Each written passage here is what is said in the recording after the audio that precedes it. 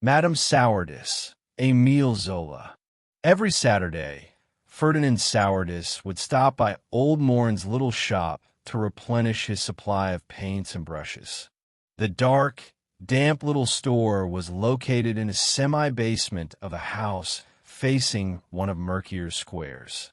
The narrow square was overshadowed by the massive building of a former monastery, which now housed the town's college. Ferdinand had been working there for a year in the modest position of a tutor. Rumor had it he came from Lille, was obsessed with painting, and whenever he had a free moment, he would secretly paint studies, which he showed to no one. Most often, he was served by Morin's daughter, Adèle, who was also passionate about painting. In Mercier, there was talk of her delicate watercolors. Ferdinand usually asked for 3 tubes of flake white, 1 of yellow ochre, and 2 of green verditer. Adèle knew all the intricacies of her father's simple trade perfectly well. Wrapping the tubes, she would invariably ask, "Will there be anything else?" "That will be all for today, mademoiselle." Ferdinand would pocket the small parcel, hand over the money with an air of embarrassment, afraid that a poor man like him might be treated with disdain, and leave without engaging in further conversation. This went on for a whole year, uneventful, without any change. Mercier had about 8,000 inhabitants and was famous for its tanneries. The fine arts were not held in high esteem there. Morin had no more than 10 regular customers, as there were only 4 or 5 boys in the entire town who daubed paint on paper under the supervision of a gloomy Pole, a gaunt man with a dull gaze and the profile of a sickly bird. When the Levesque girls, the notary's daughters, started painting in oils, the whole town was abuzz. The only serious customer was the famous Rinquin, a native of the area. In the capital, his paintings were a great success. He received commissions, medals, and even a Legion of Honor. When he came to Mercier for a month in the summer, the shop on the college square was literally turned upside down. Morin specially ordered paints from Paris. Catching sight of Rinquin, he would take off his hat, bow deeply, and reverently inquire about his latest successes. The artist, a good-natured fat man, never refused an invitation to dine with the Morins and invariably looked through Adèle's watercolors. He found them rather pale, but fresh. "Well, it's better than embroidery," he would say with a laugh, tugging her ear. "And not stupid at all. You have clarity and persistence, almost a style. Keep at it, follow your feeling. More courage." Of course, the shop was not profitable. It was a passion, almost a mania. Old man Morin, having received several inheritances, had become quite a wealthy man.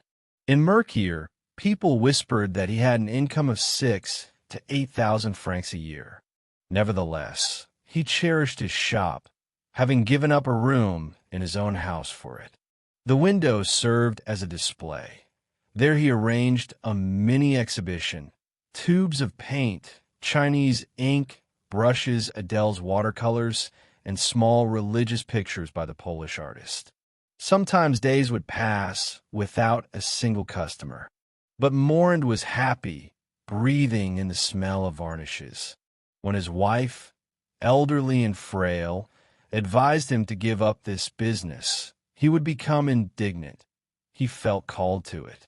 A bourgeois, a reactionary, a sanctimonious man, at heart he was an artist. His unfulfilled yearning for art kept him behind the counter. Where else in Mercier could one buy paints? No one bought them, but what if someone needed them? He could not abandon his post. It was in this atmosphere that Adèle had grown up. She was now 22. Short, stocky, with narrow eyes. She was so pale and sallow that no one considered her attractive, despite her pleasant, round face. She resembled a little old woman. Her complexion was like that of a spinster schoolteacher, withered by hopeless solitude. But Adèle had no desire to marry. She refused all suitors. She was considered proud. People said she was waiting for a prince. There was also gossip about Ranquin's familiarity. He was a dissolute old bachelor. Adèle, withdrawn and silent, seemed not to notice the talk. She lived detached from the world, accustomed to the whitish haze and dampness of the college square. Since childhood, her view had been of the mossy cobblestones and the dark crossroads where no one ever passed.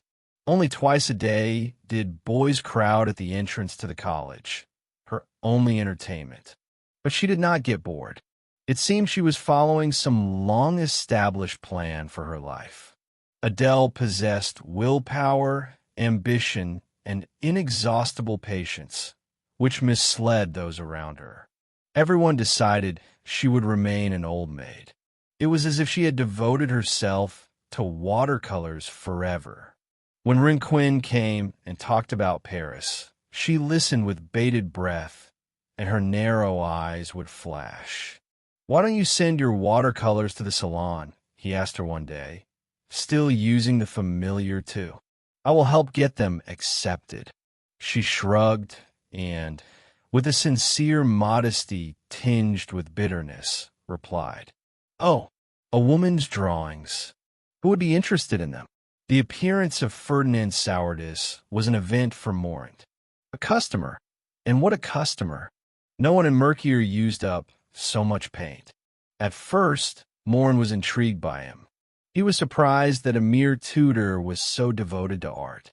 He had seen so many of those wretched little tutors. He despised them for their idleness and slovenliness. But this one not only painted, but was also said to come from a good family. After his parents died and he was left penniless, he took any work he could find to avoid starving. He pursued painting stubbornly, dreaming of Paris and fame. A year passed. Ferdinand, chained to Mercier by poverty, seemed resigned. Morand grew accustomed to him and lost interest. But one evening, as Adèle was making a copy of a Raphael by lamplight, she suddenly said, "Father, why don't we ask Sourdis to show us his work? Perhaps we could display something in the window." "You're right." Morand brightened. "A good idea. It never occurred to me. Has he shown you anything yet?" "No," she replied. "I just thought. At least we could see his color sense." Ferdinand had gradually become interesting to Adèle. He had captured her imagination with his youthful beauty. His fair, short hair, his fluffy golden beard through which his pink skin showed, blue eyes, tender hands soft. His whole appearance, full of languor, spoke of a weak and sensual nature. Of such men it may be said that their willpower flares up only in brief spurts. During the course of a year, Ferdinand disappeared twice for 3 weeks at a time, abandoning painting completely. On these occasions, whispers would start up in the town. He was said to be wasting his time in some disreputable house, whose very existence was a disgrace to Mercier. Once, after an absence of only 2 days, he showed up at the college in a state of severe intoxication. The question of his dismissal was already being raised, but, upon sobering up, he seemed so touchingly repentant that it was decided to forgive his transgression. Papa Morand tried not to discuss such matters in front of his daughter. To him, all these wretched little tutors were equally immoral to the core. Ferdinand's behavior outraged him, and he began to treat him with haughtiness, though deep down he still felt a certain weakness for him as an artist. A gossipy maid-servant relayed the rumors about Sourdis's escapades to Adèle. She remained outwardly indifferent, but inwardly she was seething. She was so angry with him that for 3 weeks she avoided meeting him, leaving the shop every time he appeared nearby. And it was precisely then that he began to take hold of her imagination. Vague, inchoate resolutions began to form within her. He started to interest her, truly. When he passed by, she would follow him with her eyes, and during the day, bent over her watercolors, she thought only of him. So then, she asked her father on Sunday, "Is he going to bring you his painting?" The day before, she had arranged things so that Ferdinand would find only Morand in the shop. "Yes," he replied, though he made me plead with him for a long time. I don't know if he was being coy or simply modest. He kept apologizing, saying he hadn't painted anything worthy of attention, but he promised to bring it tomorrow. The next day, Adèle went to sketch the ruins of the old castle. Upon her return, she saw an unframed canvas set up on an easel in the shop. She stood transfixed, stunned by the impression Ferdinand Sourdis's painting made on her. The canvas depicted the bottom of a wide ravine with a high green slope cutting across the blue of the sky. Below, a group of schoolboys were frolicking on the grass, while the tutor lay apart from them, reading a book. The subject was clearly taken from life. Adèle was dumbfounded, not so much by the theme, but by the coloring and the audacity of the composition. Her own works were characterized by finish and meticulousness. She could accurately reproduce the complex manner of Rinquin and other masters. But this was something entirely different, unexpected, alive. "Well," asked Morand, who was standing behind her, "what do you say?" Adèle could not tear her eyes away. Finally, she murmured, captivated, yet not fully comprehending the source of her fascination.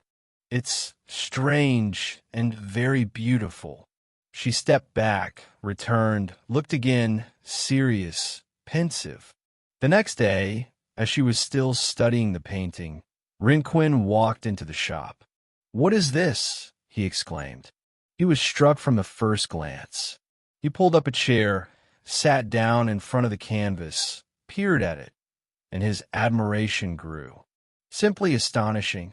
What transparency of tone, what vitality. The white patches of shirts, how they're resolved against the green background. Very original, and not a hint of falseness. "Did you paint this?" Adèle blushed, as if the praise were meant for her. No," she replied hastily. "It's that young man from the college. You know him. I assure you, there's something of your manner in his. It's as if it were you, but with power. So that's what this young man is like. Talented and quite so. A work like this could be successful at the salon." That evening, Rinquin dined with the Morands, as he did on every visit. He talked about painting all evening, returning more than once to Sourdis's painting, whom he intended to visit and encourage. Adèle, silent as always, listened to his stories about Paris, about life there, about noisy successes. A furrow appeared on her pale brow, as if she had made a decision from which she would not retreat. The painting was framed and displayed in the window. The Levet girls were the first to come, and declared the work unfinished. The alarm poll started a rumor that Sourdis was a representative of a new school that rejected Raphael. Nevertheless, the painting was a success. People came in family groups, trying to guess which of the schoolboys had posed. But Ferdinand's position at the college did not improve. The teachers were outraged. A tutor, and a depraved one at that, was using the children as models. He wasn't dismissed, but he was made to promise to behave decently. When Rinquin came to express his admiration, he found Sourdis in despair. He was on the verge of tears, ready to give up painting. "Nonsense," said Rinquin with rough good nature. "You are talented enough to despise these geese. Don't fret, your day will come. You will escape this poverty. I myself was a stonemason once. The main thing is not to abandon painting. That is what matters most." From that moment, a new life began. Ferdinand grew closer to the Morans. Adèle began to copy his painting, titled The Walk. Her watercolors were abandoned. She was trying her hand at oils. Rinquin had been right. As a painter, Adèle was akin to Sourdis. Her works lacked brilliance and boldness, but she could reproduce his manner and even surpass him in precision and skill. The copies she toiled over brought them closer. Adèle mastered Ferdinand's painterly techniques and in some ways surpassed him. He was astonished to see a double of his painting executed with a feminine restraint. The copy had lost the individuality of the original, but had acquired a particular charm. In Mercure, Adèle's copy was more successful than the original, but the town began to gossip about their relationship. In reality, however, Ferdinand thought nothing of the sort. He was not attracted to Adèle. He had depraved inclinations which he satisfied elsewhere. This petite bourgeoise did not stir desire in him. Her sallowness and plumpness even repelled him. He saw in her only a comrade in art. All their conversations were exclusively about painting. Ferdinand dreamed of Paris, cursed the poverty that chained him to Mercure. Oh, if only he had money, he would leave this college. He was sure success awaited him in Paris. But the necessity of earning his bread drove him to despair. Adèle listened to him seriously, as if pondering the path to success together with him. She advised him to hope, but never once hinted at what, precisely, he might count on. One morning, Papa Morand was found dead in the shop. He had died suddenly, of a stroke, while unpacking a crate of brushes and paints. For 2 weeks, Ferdinand did not appear, not wishing to disturb the mother and daughter in their grief. When he returned, everything was as before. Adèle was in mourning, but had not abandoned her painting. Madame Morand, as always, dozed in her room. The conversations about art, the dreams of Paris, of fame, resumed.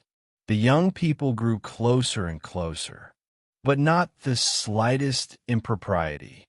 One evening, Adèle, more serious than usual, finally decided to have a frank conversation. She felt she had studied Ferdinand enough, and the time had come to make a final decision. "Listen," she said, looking him straight in the eye. "I've long wanted to speak with you about an idea. I am now completely independent. My mother doesn't count. Forgive me if I speak too directly." Ferdinand stared at her in surprise. Without the slightest embarrassment, with simple clarity, she outlined his situation for him, reminding him of his constant complaints. All he lacked, after all, was money. He could become famous if only he had the means to go to Paris and work there undisturbed. "So then," she concluded, "allow me to help you. My father left me an income of 5,000 francs, and I am free to dispose of it as I wish. Mother is provided for separately and has no need of me." Ferdinand began to protest. He could not accept such a sacrifice. It would be tantamount to robbing her. Adèle looked at him intently and realized he had understood nothing. "We will go to Paris," she insisted gently. "The future is in our hands." And, noticing his bewilderment, she extended her hand to him with a slight smile and said in a friendly tone, "Will you marry me, Ferdinand? I will be in your debt, not you in mine. You know I am very ambitious. Yes, I dream of glory, and you will achieve it for both of us." Ferdinand muttered something, unable to recover from the unexpected proposal. Paying no heed to his confusion, Adèle continued to unfold her long-cherished plan. Then, almost maternally, she demanded one thing from him. He must swear that from now on he would behave honorably. Debauchery could destroy his gift. She made it clear that his past did not frighten her. She believed he could change. Ferdinand finally grasped the nature of the bargain Adèle was proposing. She would provide the means.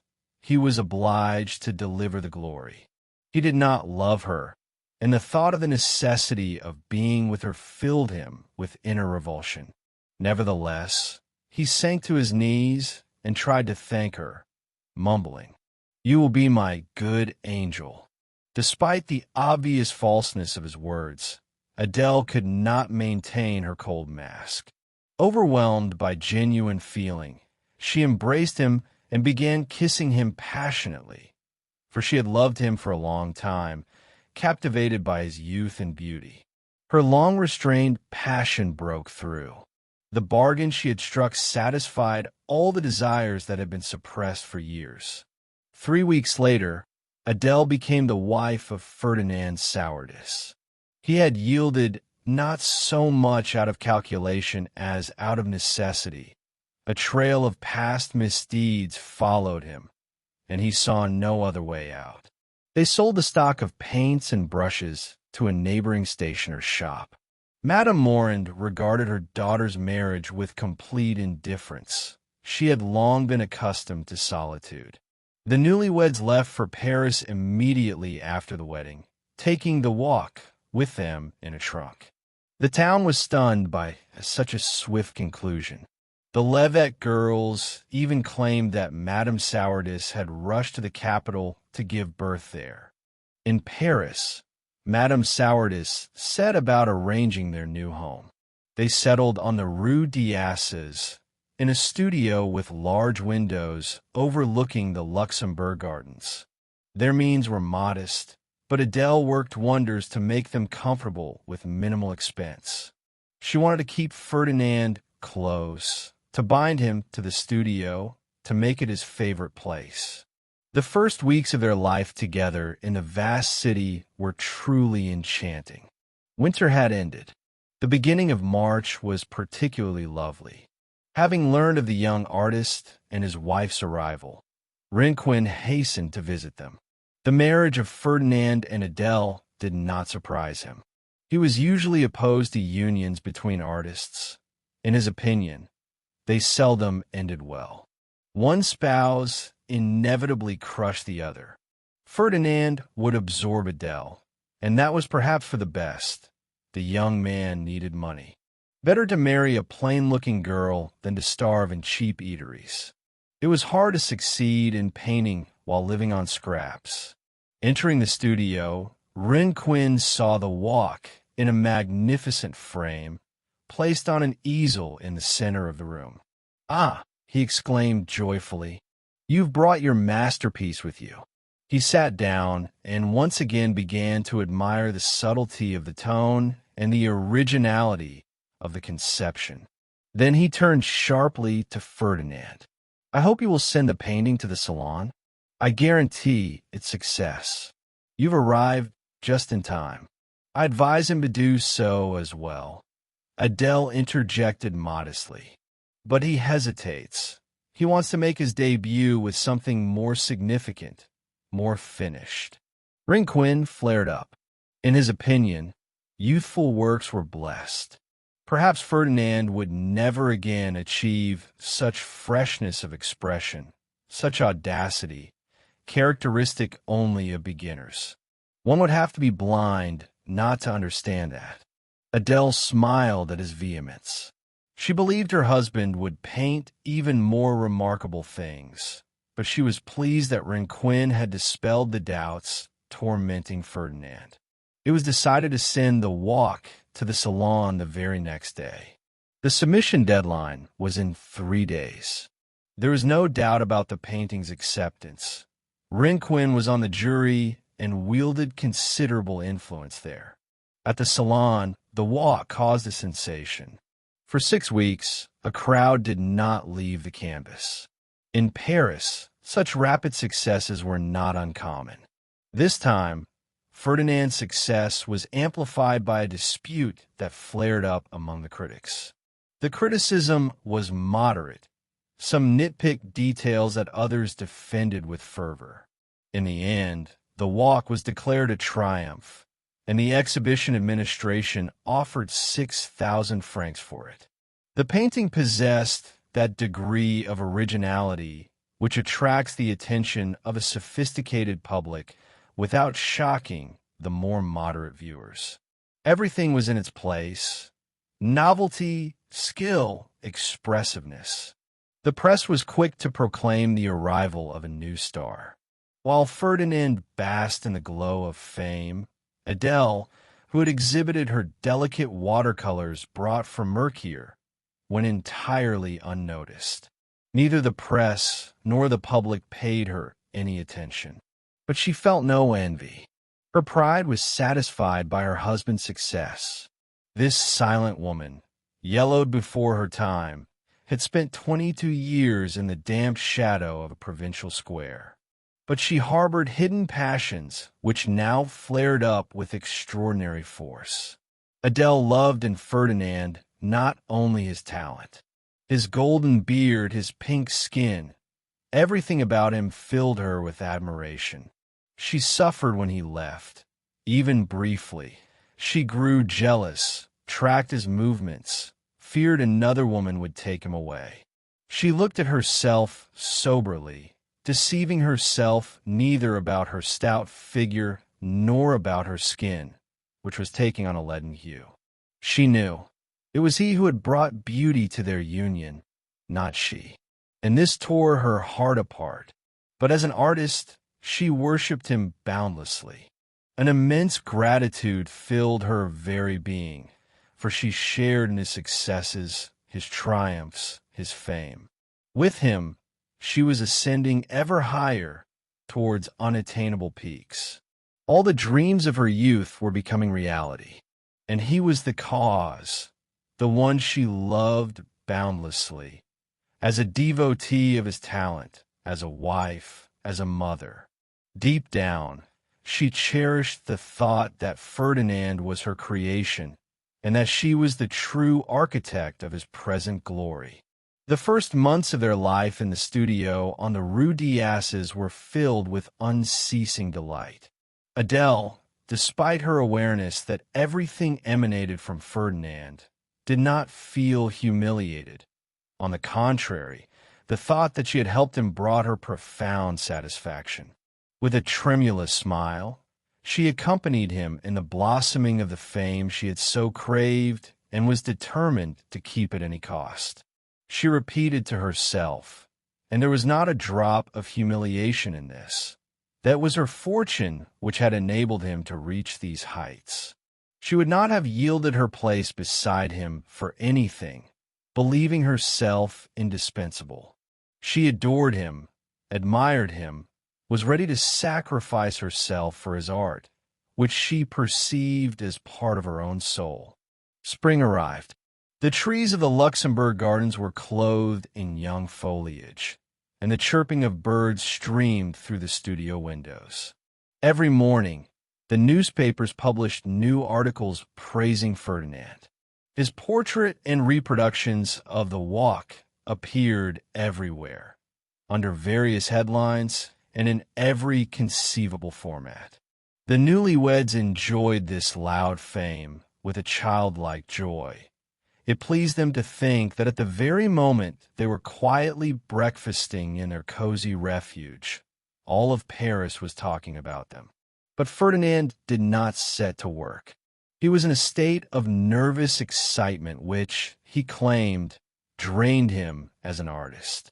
For 3 months he had been putting off starting the studies for a new painting he had long contemplated. He called it The Lake, an alley in the Bois de Boulogne, bathed in the light of the setting sun, with a slow-moving stream of carriages. Sketches from life had already been made, but the inspiration that had once filled him to overflowing in his days of poverty had now vanished. Success and comfort seemed to have lulled him to sleep. He was intoxicated by his sudden elevation and afraid that a new work might prove less successful and tarnish his glory. He was home less and less often. He frequently disappeared in the morning and returned only in the evening, and sometimes did not appear at all. He had plenty of excuses: visits to other artists, meetings with famous personalities, sketching from life, friendly luncheons.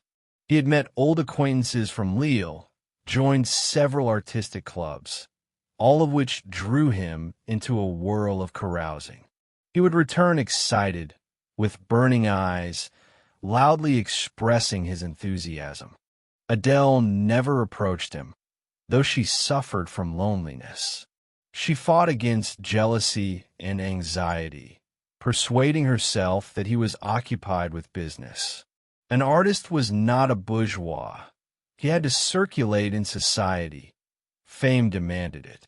She felt pangs of guilt when, deep down, she sensed he was pretending. He feigned weariness from social obligations, assuring her he dreamed only of quiet by her side. Once, when he hesitated about attending a luncheon with a potential patron, she herself pushed him out the door and, once alone, burst into tears. She tried to be strong, but it was agonizing. Thoughts of other women tormented her. She felt he was deceiving her. At the slightest suspicion of infidelity, a weakness would overcome her, and she would take to her bed as soon as he was out of sight. Often, Rinquin would call for Ferdinand.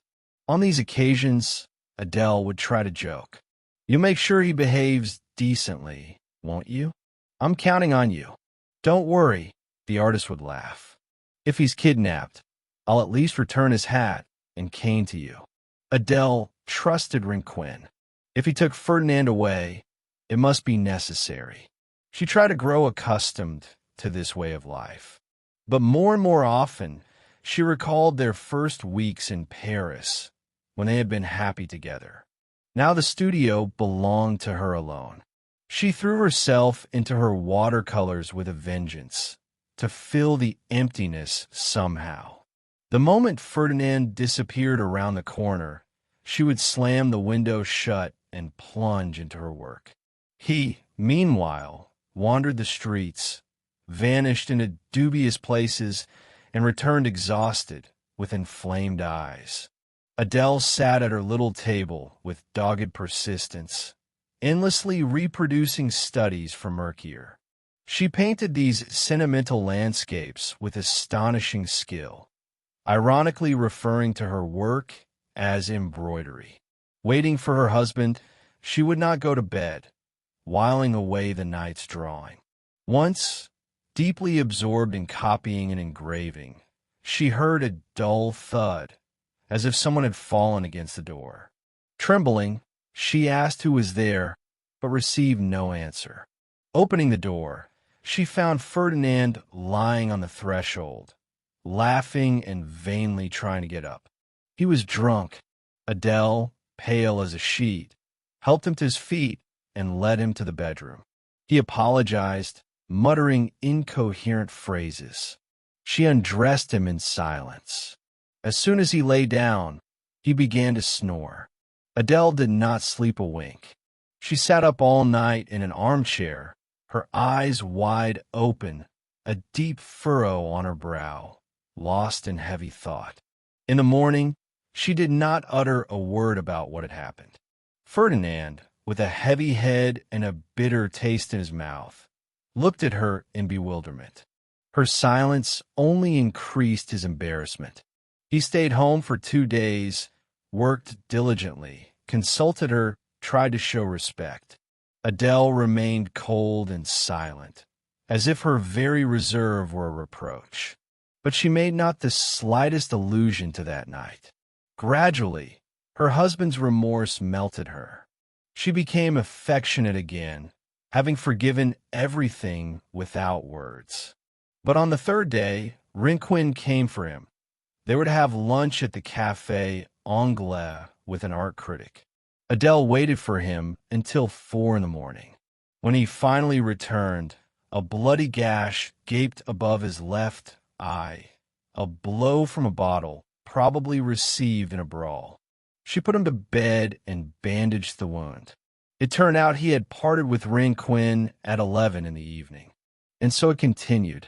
Every time Ferdinand left under some pretext, he would return in a dreadful state, drunk, bruised, reeking of cheap alcohol and the musk of low women. His vices grew ever more monstrous. Adèle tended to him without uttering a word. She seemed to have turned to stone. She did not ask questions, did not reproach him. She made him tea, held the basin for him, wiped his brow. She did everything herself, not disturbing the maid, concealing her husband's shameful condition. Why bother asking? She knew it all already. Every time he disappeared, she would mentally replay the entire drama, down to the smallest detail. After drinking with his companions, he would rage through nocturnal Paris, from one cabaret to another, striking up random acquaintances and ending the night with women picked up right off the street.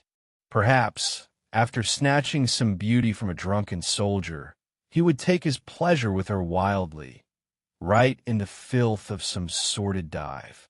Sometimes Adèle would find strange addresses in his pockets, dirty scraps of notes, clear traces of his nightly debauchery. She would hurry to burn this evidence, so as not to know the details of his degradation. When he returned scratched and bruised, his face marked by women's nails, his suit torn and soiled, she would wash him with a superhuman effort, without uttering a word. This silence was majestic, and he dared not break it. In the morning, after a night of debauchery for him and suffering for her, he would wake and find her as silent as ever. He did not dare to speak. It was as if they had both endured a nightmare, and now life went on as if nothing had happened. Only once, seized by a sudden fit of remorse, he threw himself at her, embraced her, and, sobbing, whispered, "Forgive me. Please forgive me." But she drew back, feigning surprise. "What do you mean? Forgive you? You've done nothing wrong. I'm not complaining." And Ferdinand felt himself a wretch before this woman, who possessed such strength of spirit that she could deny his guilt as if blind to his immorality. In truth, Adèle suffered agonizingly. Her outward calm was merely a mask. Her husband's behavior offended her sense of dignity, her ideas of honor, the religious convictions instilled in her since childhood. Her heart froze when he returned, steeped in vice, and yet she forced herself to touch him, to spend the night beside him, breathing the fumes of his corruption. She despised him, but behind this contempt lay a monstrous jealousy of the friends, of the women, who returned him to her debased and defiled. Oh, with what delight would she have seen those women perishing in the gutter! She found it incomprehensible why the police did not clear the streets of these creatures. Her love for her husband did not die. While he repelled her as a man, she still admired him as an artist. This admiration purified him in her eyes. She even began to find excuses for his conduct. Her provincial upbringing had instilled in her the belief that genius and vice were inseparable. Her love for her husband did not die. When he repelled her as a man, she still admired him as an artist. This admiration purified him in her eyes. She even began to find excuses for his conduct. Her provincial upbringing had instilled in her the belief that genius and vice were inseparable. But stronger than the humiliation to her feminine delicacy, her wifely tenderness, was the wound of his ingratitude. He was betraying her, and the bitterest hurt lay in his violation of their pact. She provided for their material life he was supposed to create. He had not kept his word. It was base, and she sought a way to save the artist in him if the man was beyond saving. A year passed, and Ferdinand felt himself becoming a child in her hands.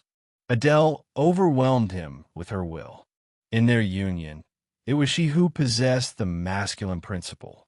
After every transgression, after every escapade, she tended to him with a stern pity, without reproach.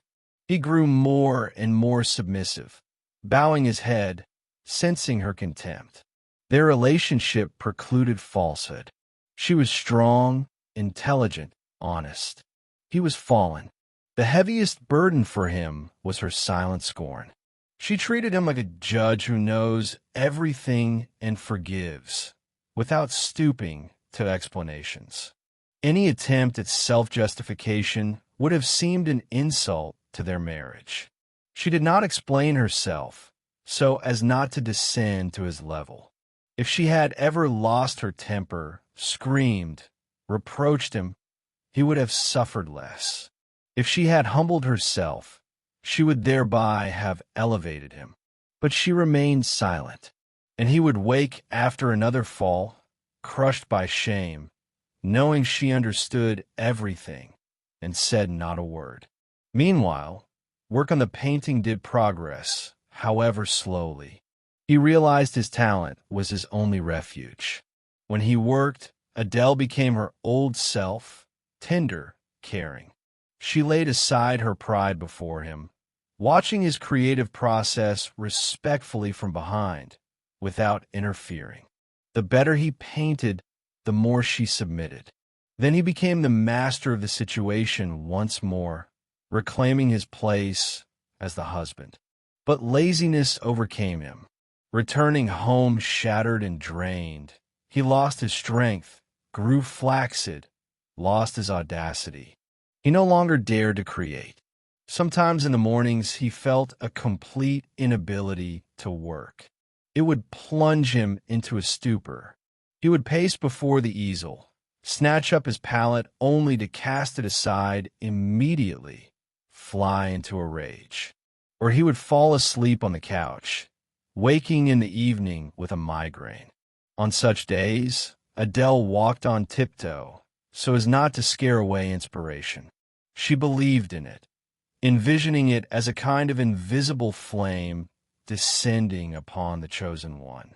But there were days when even she lost hope, seized by anxiety. Ferdinand was an unreliable partner. He was threatened with creative bankruptcy. February arrived. The salon exhibition was approaching, and the lake was still unfinished. The canvas was laid in, but only isolated fragments were fully painted. The rest was chaos. Exhibiting the picture in such a state was impossible. It was a sketch, not a finished work. It lacked clarity, harmony, a coherent relationship between color and form. Ferdinand was treading water, destroying the day's work each evening, tormented by his impotence. One day, at dusk, Adèle returned home after a long absence. Entering the unlit studio, she heard sobs. Ferdinand was sitting on a chair in front of the painting, his arms hanging helplessly. "You're crying?" she asked softly. "What's wrong?" "No, it's nothing," he mumbled. He had been sitting like that for an hour, staring dully at the canvas, which he could no longer make out. Everything was muddled in his mind. The painting seemed to him a wretched jumble of absurdities. He felt weak, helpless, incapable of bringing order to that mess of paint. When the twilight swallowed even the brightest tones, he felt he was dying, crushed by hopeless despair. And he broke into loud sobs. "You're crying. I can feel it," Adèle repeated, touching his face wet with tears. "Are you in pain?" He could not answer. Sobs choked him. Then, forgetting her inner resistance, overcome with pity, she drew him to her breast, like a mother comforting a child. This was the bankruptcy. The next day, after breakfast, Ferdinand was supposed to go out. Returning 2 hours later, he sank, as usual, into contemplation of his canvas. Suddenly he exclaimed, "Listen, who has touched my painting?" Someone has painted in a patch of sky and a tree crown on the left. Adèle, pretending to be completely absorbed in working on one of her watercolors, did not answer immediately. "Who dared to interfere?" he continued, in a tone more surprised than angry. "Surely it wasn't Rinquin?" "No," Adèle finally said, without looking up. "It was me. I was just dabbling. It's only the background. Does it really matter?" Ferdinand gave a strained laugh. "So, you become my collaborator already? The color is quite successful, by the way. Only here, on the branch, the light needs to be softened. Here," she specified, approaching the easel. "Ah, I see." Adèle took a brush and made the correction as he indicated. He watched her. Within minutes, he began offering advice, like a teacher to a pupil, and she listened and continued painting the sky. No explanations passed between them, but it was clear Adèle was taking over the completion of the background. The deadline was pressing. They had to hurry. Ferdinand pretended to be ill, and she pretended to believe him. "Since I am unwell," he repeated, "your help is simply priceless. The background is secondary, after all." From then on, he grew accustomed to seeing her at work before his easel. From time to time, he would rise from the couch, come over, yawn, make a remark, sometimes even insist on a reworking. He was demanding, especially in his role as mentor. Pleading a worsening of his condition, Ferdinand decided that Adèle could continue work on the background without waiting for him to finish the foreground. This, he claimed, would help him see more clearly what still needed work and speed up the process. For a whole week he idled, slept for long hours, while Adèle, silent and focused, stood at the easel from morning till evening. Finally, he took the plunge and started on the foreground. But even then, he demanded she be nearby. When he lost patience, she encouraged him, painted in details he had only faintly sketched. Often, Adèle would send her husband for a walk in the Luxembourg Gardens. He was unwell. After all, he needed to conserve his strength, avoid excitement. She persuaded him gently, caringly. Left alone, she made up for lost time, working with the persistence unique to a woman, not hesitating to intervene in the foreground as well. Ferdinand was so drained he either did not notice how her work progressed, or at least said nothing about it, as if the painting were advancing of its own accord. In 2 weeks, the lake was finished, but Adèle felt no satisfaction. She clearly understood something was missing. When Ferdinand, now calmed, declared the painting excellent, she responded coldly and shook her head. "Well, what more do you want?" he flared up. "One shouldn't kill oneself over it." Adèle wanted the canvas to reflect his individuality. It took all her patience and will to breathe energy back into him. For another week, she did not let him go, rekindling his former creative fire. She kept him at home, intoxicated him with praise, inspired him. When she felt him catch fire, she would literally place the brush in his hand and keep it before the easel, using everything, affection, flattery, argument, to sustain his inspiration. Thus, she forced Ferdinand to repaint the entire picture. His powerful brushstrokes transformed Adèle's painting. He infused the spontaneous talent that she lacked. It was almost imperceptible, but it brought everything to life. The lake became not just a piece of craftsmanship, but a true work of art. Adèle was elated. The future promised success once more. Now she knew she would help him always. The long work tired him, and assistance. This was her secret purpose in life. The thought that she would become indispensable to him filled her with hope. Nevertheless, she made him swear, jokingly, never to tell anyone of her participation. She had done so little, after all, and talk of it would only embarrass her. Ferdinand agreed, surprised. He felt no jealousy of her talent. He even told everyone she possessed greater skill than he, which was true. When Rinquin came to see the lake, he was literally speechless. Then, solemnly, he began to praise his young friend. Undoubtedly, the craftsmanship here is superior to the walk, he said. Such lightness, such subtlety in rendering the air. The foreground is incredibly expressive. It is beautiful. It is inimitable. He was astonished, but did not voice the true reason for his surprise. This Ferdinand baffled him. He would never have thought him capable of reaching such a level.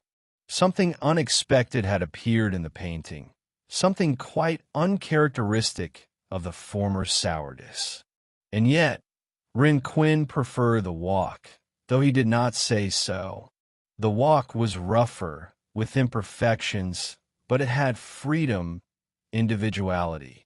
The lake had maturity, technique, but not that charm. There was a touch of banality, a striving for prettiness, almost a saccharine quality. Nevertheless, as he left, he repeated, "Astounding, my dear fellow. You will have a resounding success." And he was not mistaken. The success of the lake surpassed that of the walk. Women swooned with delight. The carriages in the sunlight, the glints on the wheels, the elegant figures against the greenery, all this captivated a public accustomed to viewing painting as a kind of jewelry. Sterner connoisseurs, those who sought strength and truth in art, were won over by the mature mastery, the subtle technique, the profound knowledge of craft. The painting possessed a particular, if slightly pretentious, grace, and this was what conquered the public. All the reviews agreed. Ferdinand Sourdis had reached a new level. Only one critic, harsh and disliked for his bluntness, dared to say that if the artist continued to complicate and soften his manner, he would destroy his talent within 5 years. On the Rue d'Assas, joy reigned. This was not the flash of a first success, but the assurance of recognition, an initiation into the circle of masters. The Sourdis' financial situation became secure. Commissions poured in. Even his studies sold like hotcakes. They had to work again. Adèle did not lose her head. She was not stingy, but she knew the value of money. She had been raised in the spirit of provincial thrift. She ensured Ferdinand met his obligations, kept records, handled accounts, and placed funds in the bank. But her primary focus was her husband. She kept him under constant surveillance. Adèle established a strict routine for Ferdinand, a set number of hours for work, another for rest. Reserved, silent, she invariably maintained her dignity. Ferdinand was in awe of her. Her authority was absolute. He had fallen so low, and only she had kept him from final ruin. Undoubtedly, Adèle had rendered him an invaluable service. Without her firm will, the sole force sustaining him, he would have sunk completely. Without her, he would never have produced the canvases that appeared in the subsequent years. She had become his better self, his support, his inner core. But the fear she inspired did not prevent him from occasionally reverting to his former vicious tendencies. Adèle did not satisfy his base desires, and he would flee, indulging in debauchery.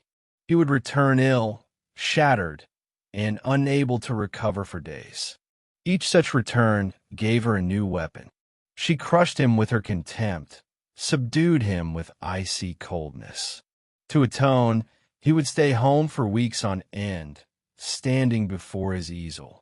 But this repentance, bought at such a high price, brought her no joy. As a woman, she suffered from his infidelities, And yet, sensing an impending crisis, seeing his clouded eyes, his feverish movements, understanding he was gripped by passions he could not control, she felt a fierce desire to push him out the door, let him return relaxed, drained of strength. Then she, an unattractive woman, but one possessing an iron will, would mold him with her short arms into whatever she wished. She was aware of her lack of allure, the leaden hue of her skin, its coarse texture, her broad bone structure. And she consoled herself with the thought that after the caresses of pretty women, her handsome husband would become soft, pliable, and she would do with him as she pleased. All the more so since Ferdinand was aging rapidly. Rheumatism, fatigue, excess, by 40 he was a wreck. Even against his will, he gradually settled down. After completing The Lake, the couple decided to paint their pictures together. This remained a secret, but within the closed studio, the two of them labored on a single canvas. Ferdinand, with his masculine gift, was the initiator. He chose the subject, sketched the composition. Adèle was the executant. Her feminine talent faltered where power and intensity were required. At first, he reserved the main part of the work for himself, allowing her to intervene only in the details. But with each passing day, he grew more helpless. And finally, he capitulated. He allowed her to invade his creative process. With each new canvas, her contribution grew, though she had no desire to replace him. Adèle wanted only one thing, that the name Sourdis, her name, should not be devalued. She was fighting to preserve the fame she had dreamed of back in murkier. She could not break her promise.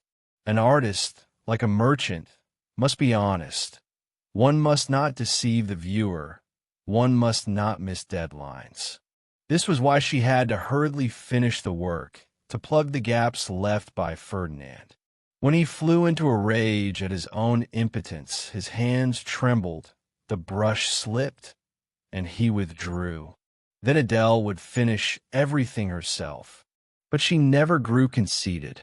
She always said she was merely a pupil, following instructions.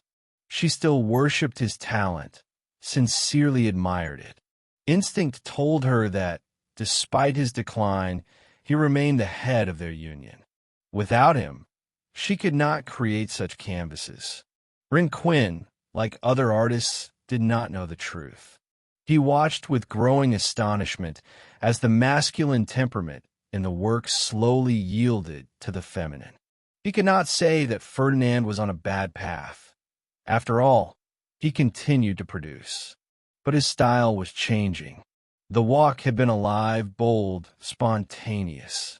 The new works were delicate, affected, pleasant, but increasingly banal. And yet it was the same hand. Rinquin would have sworn to it. Adèle had so masterfully appropriated her husband's technique that she could reproduce his manner of painting with frightening accuracy. Moreover, a tinge of Puritanism, a bourgeois restraint, had appeared in Sourdis's pictures, and this irritated Rinquin. He had once admired his friend's flexible talent. Now he was annoyed by its strained, prim, ostentatiously modest quality. One day, in a circle of artists, he lost his temper. That damned Sourdis has become a comedian. Who has seen his latest canvas? Has the blood drained from his veins? Worn out by women. The old story. Lost his head over some wretch. And, what's maddening, he still paints magnificently. I thought he'd slide into daubing, as happens, but he works precisely and quickly like an automaton. It's ruin. He's finished because he's incapable of making mistakes anymore. The artists, accustomed to his paradoxes, laughed. But Rinquin knew he was right. He sincerely pitied Ferdinand. The next day, he went to the Rue des Asses. The key was in the door. He entered without knocking, and he froze. Ferdinand was not there. Before the easel stood Adèle, hurriedly putting the finishing touches to a painting long promised in the press. She was so absorbed in her work that she did not hear the door open. The maid, returning, had left the key in the lock. Rinquin watched for several minutes. She worked confidently, swiftly. Her hand was sure. The very automaton he had spoken of. He understood everything. His consternation was profound. He wanted to leave and return formally, but Adèle turned around. "It's you," she cried. "How did you get in?" Blood rushed to her face. Rinquin, no less embarrassed, began to make excuses. Then he realized, if he remained silent, it would be even more awkward. "Looks like you were pressed for time and had to help Ferdinand a little," he said as gently as possible. Adèle regained her composure. Her face became waxen again, her voice calm. "Yes, the painting was due on Monday, and Ferdinand was suffering from pains. Oh, I only added a few touches." But she deceived herself not at all. It was impossible to fool Rinquin. She stood there, holding the palette and brushes. Then he said, "Don't be shy. Carry on." She looked at him for a few seconds, then made up her mind. He knew everything. Why pretend? And, since she had promised to deliver the work that day, she resumed painting with a masculine deftness. When Ferdinand returned, he was stunned. Rinquin was sitting behind Adèle, watching. But fatigue had dulled his feelings. He sighed and sank down beside them, utterly exhausted. A silence fell. Ferdinand felt no need to explain anything. It was all perfectly clear, and it caused him neither pain nor embarrassment. Adèle, standing on tiptoe, was illuminating the sky on the canvas with broad strokes.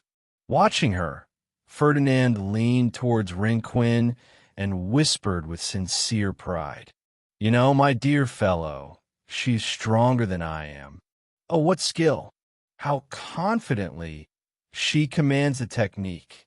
As Rinquin, profoundly shaken, descended the stairs, he muttered under his breath, "Another one lost.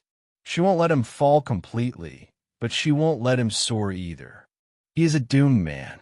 Years passed. The Sourdis couple acquired a small house with a garden in Mercier, facing the Mail Boulevard. At first, they came only for the summer, July and August, to escape the stifling heat of Paris. The house became their refuge. Gradually, they began spending more and more time there. Paris was losing its necessity, and Mercier was becoming their true home.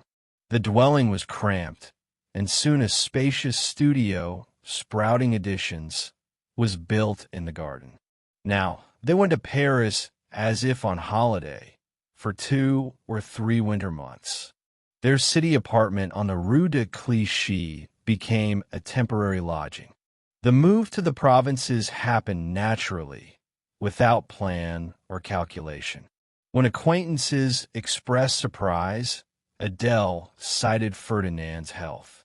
According to her, he needed peace and fresh air, and she was forced to create suitable conditions for him.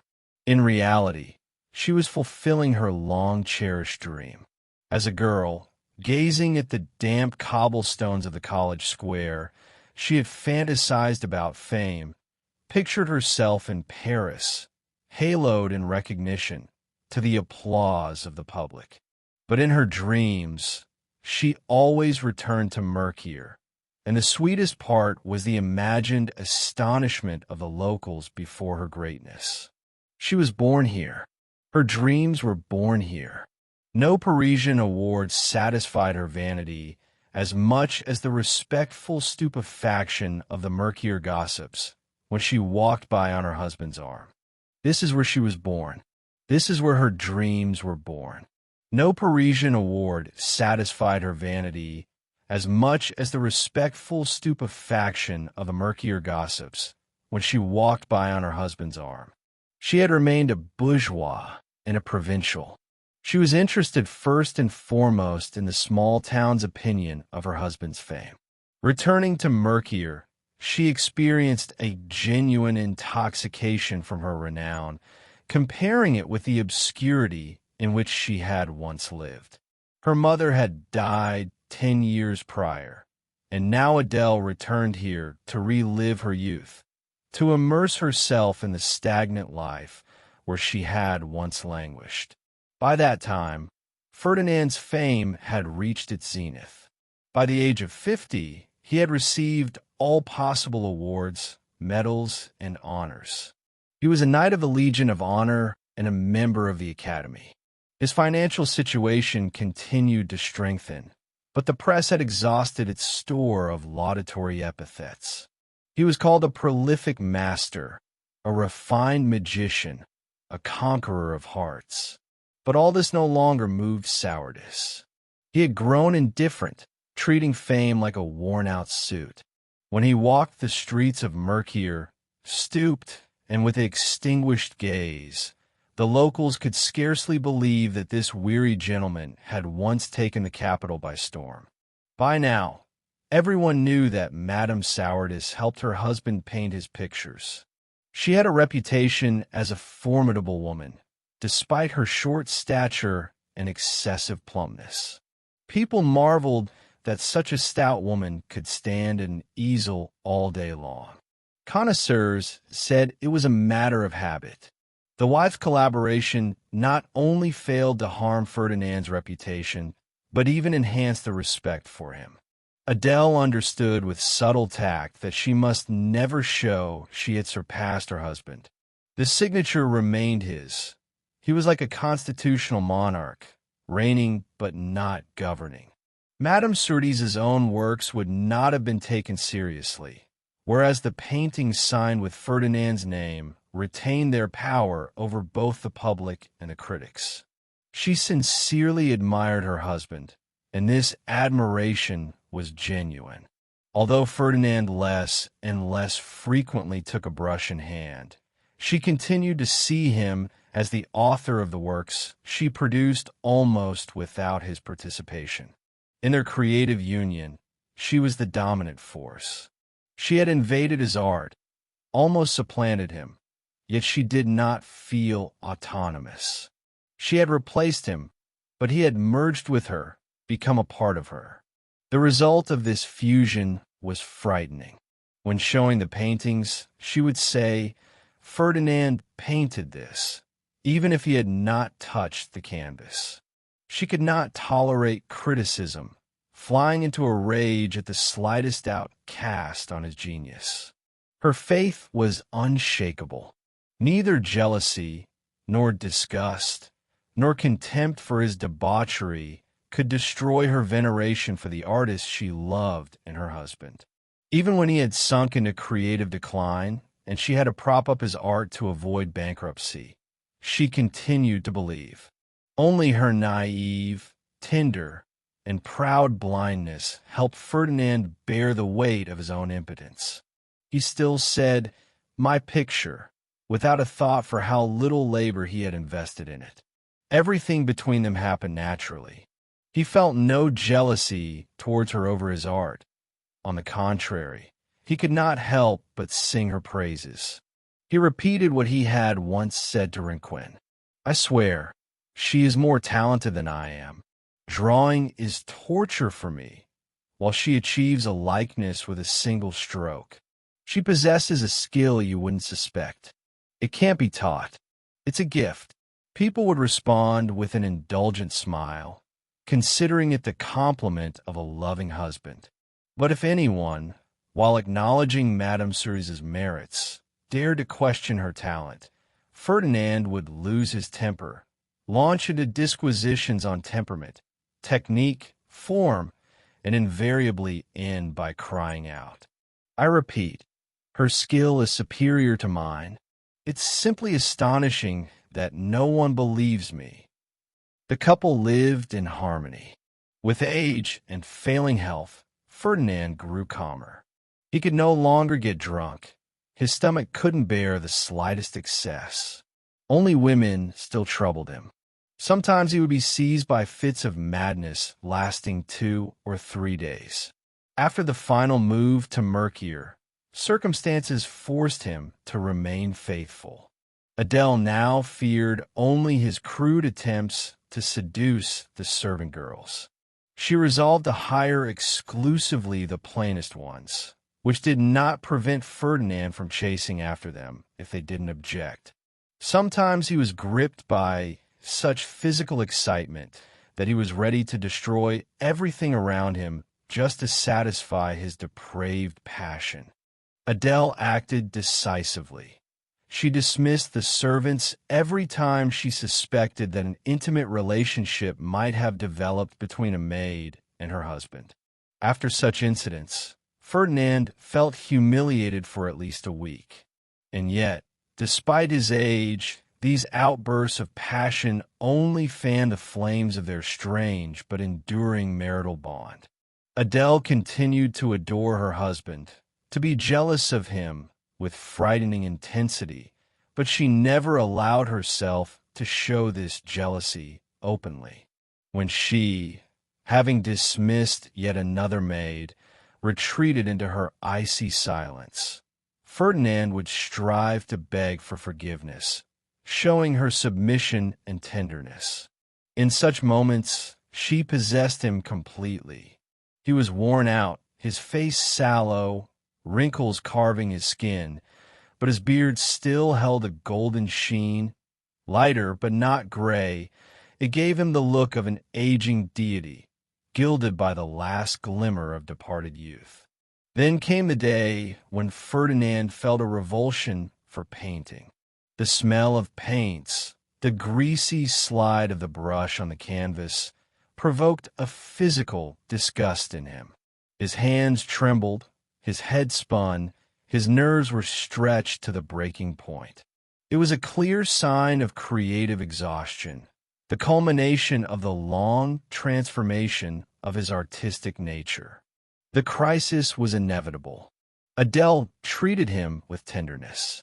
She encouraged him, convinced him it was a temporary ailment caused by overwork, and insisted on rest. He stopped working altogether, growing gloomier and more withdrawn. So Adèle devised a new method. He would make pencil compositions, and she would transfer them onto the canvas using a grid and paint them according to his instructions. And so it went. Ferdinand no longer touched the paintings that bore his name. Adèle did all the work alone. He merely chose the subject and made sketches, often incomplete and imprecise, which she would secretly correct.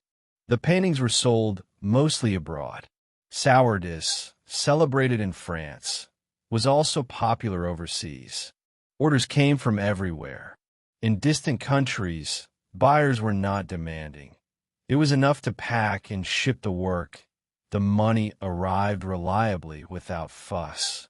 Gradually, the Sourdis couple transitioned almost entirely to this convenient commerce. Sales within France became difficult. Occasionally, Ferdinand would send a painting to the salon, and the critics would greet it with their customary praise. He had become a classic. People no longer argued about him. He could repeat himself, exhibit mediocre works, no one noticed. For most, he remained the same, only older, yielding his place to the young and the bold. But buyers no longer sought out his works. His name was still listed among the great masters, but his pictures sold only abroad. Gradually, the Sourdis couple shifted almost entirely to this convenient commerce. Sales in France had become difficult. Occasionally, Ferdinand would send a painting to the salon, and the critics would greet it with their customary praise. He had become a classic. He was no longer debated. He could repeat himself, exhibit mediocre works, no one noticed. For most, he remained the same man, only older, yielding his place to the young and the bold. But buyers no longer sought out his works. His name was still listed among the great masters, yet his pictures sold only abroad. Nevertheless, that year, one of his works aroused genuine interest at the Salon. It seemed to echo his first painting, The Walk. The canvas depicted a gloomy room with whitewashed walls. Schoolboys, distracted by flies, were snickering at a wretched tutor absorbed in reading a novel. He had forgotten everything else in the world. The painting was titled The Classroom. Everyone agreed it was charming. The critics compared The Walk and The Classroom, analyzing the path the artist had traversed over 30 years. They noted the naivety of the first canvas and the maturity of the second. Almost all the reviewers found in The Classroom an extraordinary subtlety of execution, a perfection of form unattainable by others. But the artists were less enthusiastic. Rinquin was particularly indignant. He was 75 now, but retained his vigor and still fought for the truth. "What is there to say?" he shouted. "I love Ferdinand like a son, but it's absurd to prefer his current works to those he painted in his youth. There's no more fire, no richness, no individuality left in them. Yes, it's pretty elegant, I won't argue, but it's banality disguised as sophistication. All styles are mixed, everything is emasculated. No, I no longer recognize my Ferdinand. He is not the one creating such products. He left the sentence unfinished.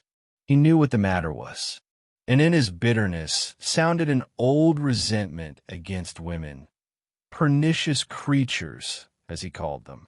He just kept repeating angrily, "No, it's not him, not him." Rinquin, as an observer and analyst, had traced the entire path of Adèle's gradual invasion of her husband's art. With each new painting, he had noted the changes, distinguished her hand from his, seen how one was displacing the other.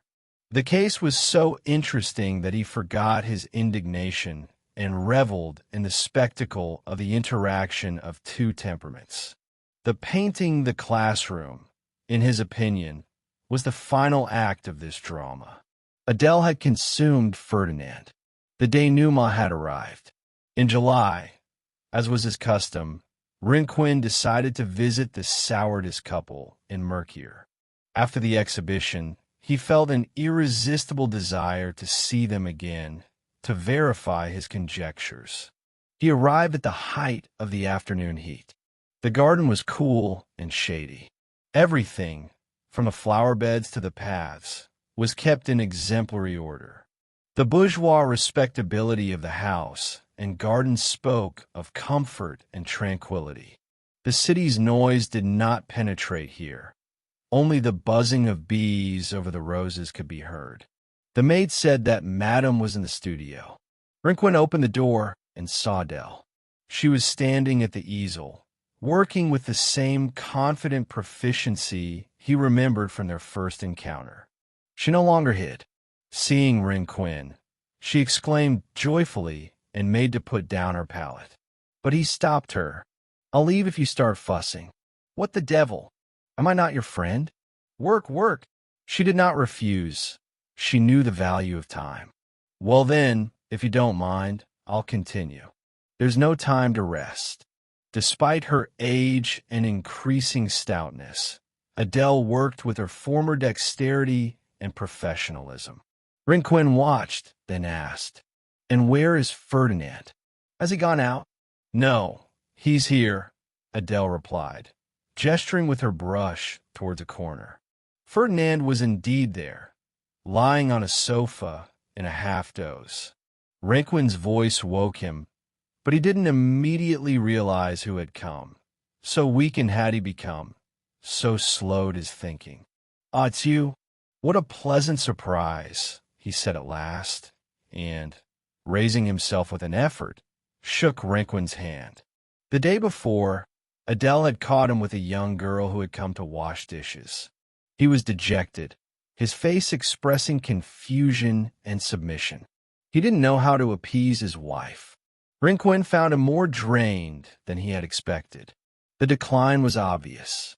He felt a pang of pity and wanted to rekindle the old flame in him. So he began to talk about the success of the classroom at the recent exhibition. "Well done, Ferdinand. You still know how to strike a chord with the public. In Paris, they speak of you just as they did in the days of your first appearance." Ferdinand stared at him with a vacant expression. Merely to break the silence, he mumbled, "Yes, I know. Adèle read me the reviews. The painting turned out rather well, didn't it? Oh, I still work a great deal. But I assure you, she is better than I am. Her command of technique is simply marvelous." He winked, indicating his wife, and gave her a sickly, weary smile. Adèle came closer, shrugged her shoulders, and said with the gentleness of a devoted spouse, "Don't listen to him, I beg you. You know how he loves to exaggerate. If you believed him, you'd think I was a great artist. But in truth, I merely help him, and not even very skillfully at that. Still, let him amuse himself if it makes him feel better." Rinquin silently observed the scene, which they had apparently performed more than once. In this studio, he felt the complete extinction of Ferdinand's personality. The man no longer even made sketches. He had sunk so low that he didn't attempt to preserve even a semblance of dignity, nor did he resort to excuses. He was perfectly content in his role as the husband. Adèle now devised the subjects, composed the pictures, drew and painted without consulting his opinion. She had so thoroughly assimilated his creative approach that she continued to work for him, imperceptibly crossing the line beyond which the artist himself disappears. In her feminine creations, only a faint, distant trace of his former individuality remained. Ferdinand yawned. "You'll stay for lunch, won't you?" he asked. "Oh, how exhausted I am. Can you imagine, Rinquin, I haven't even started on anything today, and I'm already dead on my feet." "He does nothing. He's only occupied with working from morning till night," Adèle interjected. "He doesn't listen to me, refuses to rest." "True," Ferdinand confirmed. "Rest is worse than illness for me. I need to be busy all the time." He rose and, shuffling his feet, went over to the small table where Adèle had once painted her watercolors. He stared at a sheet with faintly outlined contours. It was undoubtedly one of her early, naive works. A little stream turning the wheels of a mill beneath the shade of poplars and an old willow. Rinquin leaned over Ferdinand's shoulder, smiling as he looked at the childishly clumsy drawing, the feeble tones, the meaningless daubing. "Amusing," he murmured. But, meeting Adèle's intense gaze, he fell silent. Confidently, without a maul stick, she had just sketched a figure, and every stroke spoke of mature mastery and breadth of vision. "It really is quite charming, the mill, isn't it?" Ferdinand chimed in, still bent over the sheet like an obedient schoolboy. "Oh, I'm just learning to paint in watercolor. Nothing more." Rinquin was stunned. This Ferdinand, the very same, was now painting sentimental watercolors. Dear listeners, thank you for spending this time with me. To continue discovering new worlds together, please subscribe to the channel. It's very important for me to know what you felt. Please share your thoughts in the comments.